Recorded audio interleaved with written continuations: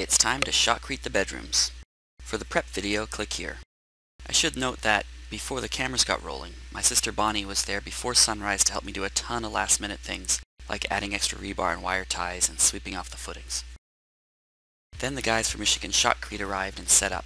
That first bucket is a couple $100 worth of bentonite primer for the pump and the hose, and then they started.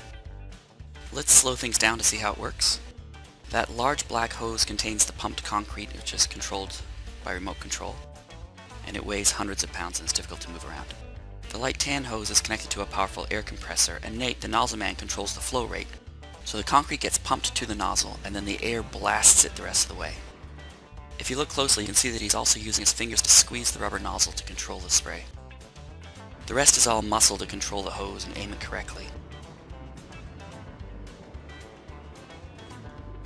On this side of the wall, you can see that the screen keeps the shotcrete from blasting through, effectively preventing all that mess we had in the basement. Rewind so you can see that all again without the interruptions. After Nate moves on to shoot somewhere else, Mark and Billy come in to finish up. This is more than just smoothing things out. Troweling also helps consolidate the concrete. To do it properly, they put a lot of work into it, and occasionally it makes chunks of the wall fall down. In this video clip, all three are doing their thing.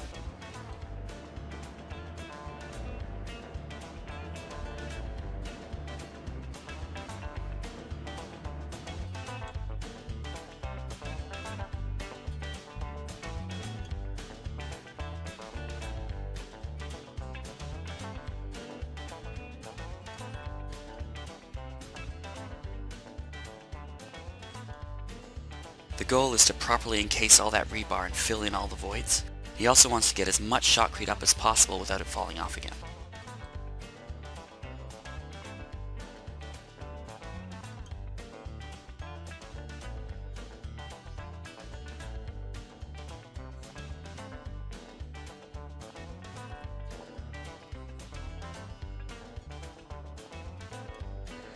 At this point, you can see that Billy in the background has his hand on the remote control for the pump on his hip.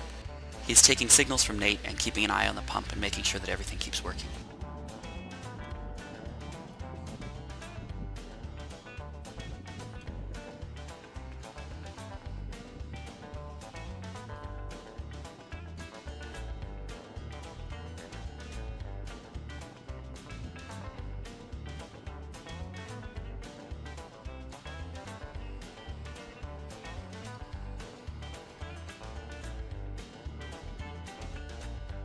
This one section on the east side of the master bedroom really gave them the most trouble. The section of the wall is slightly convex, so gravity wasn't helping, but the main issue was that the wall was too bouncy and the shotcrete kept shaking off. But eventually the mass of the curing concrete damped the bounce, and they were able to get it.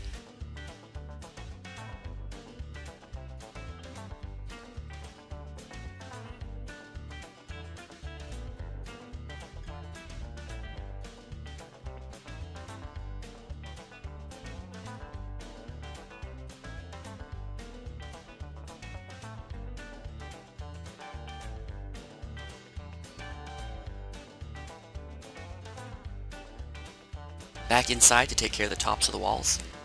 Nate looks very precarious on that shaky board. I tried to avoid these upper corner situations in the design and sequencing of the shotcrete, but a few couldn't be helped. Beyond simply being an awkward angle to apply the shotcrete, I often found that the shotcrete, even if it went in successfully, would pull away from the top barrier and slump down a bit as it sets. To avoid that here, I'd left the very top of the wall open so they could fill it later when they were shooting the roof from the outside.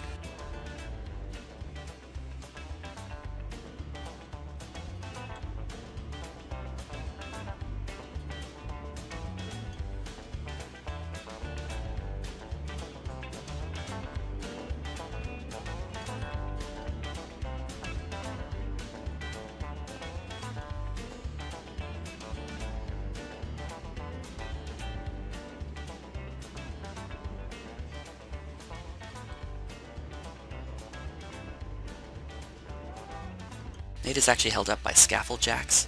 The ends of these are just cut into the wall, and then the holes are filled in later. They managed to get up and do a little bit of the roof this first day, just to get things started.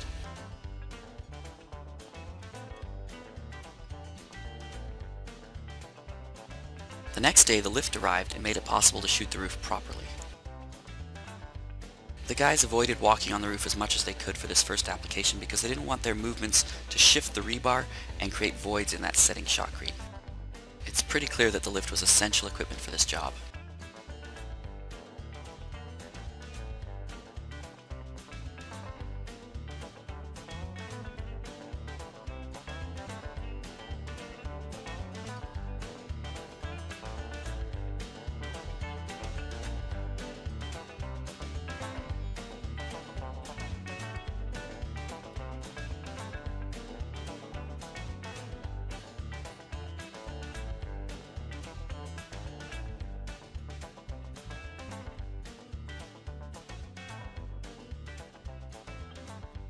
At this point, they realized that the lift was stuck in my soft sand.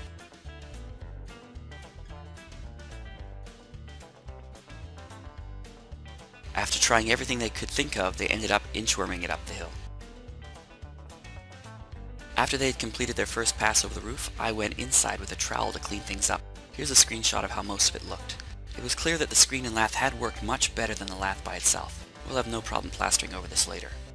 In a few spots where the screen wasn't properly overlapped, we had some shotcrete bulging through, but it was still soft, so I just went around with the trowel and smoothed these bulges out.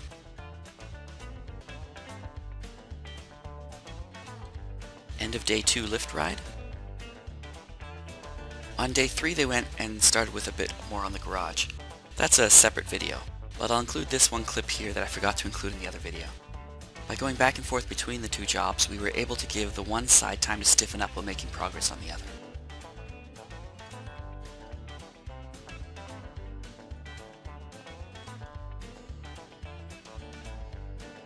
Back to the bedroom wing, and the shotcrete was stiff enough to take the load of the skylight curbs.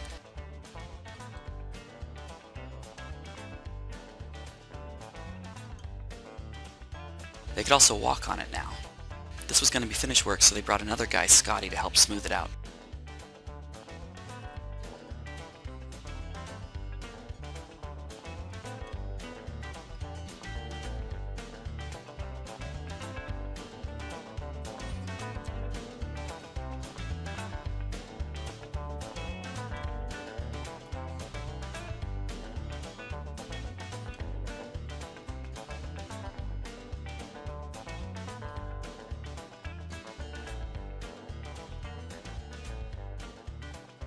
They didn't quite finish that day, and there was also a lot of work to do on the garage, so on the 5th day they brought back another finisher, Ron. So now we had 5 guys working. First 2 focused on shooting, last 2 focused on finishing, and 1 in the middle. I'm sure they would also have liked a second lift for the finishing crew. Maybe I should have rented a second one. I certainly advise paying for a few extra finishing guys, as it makes a big difference to the final result, and will save you money on waterproofing later.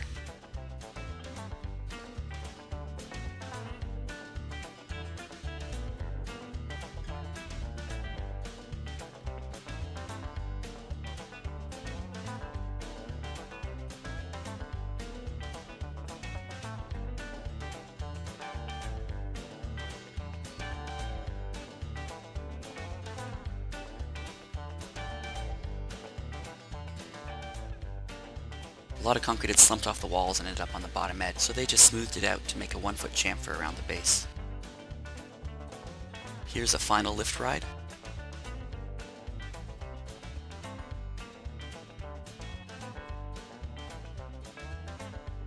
Next step is waterproofing this while we still have that lift rented.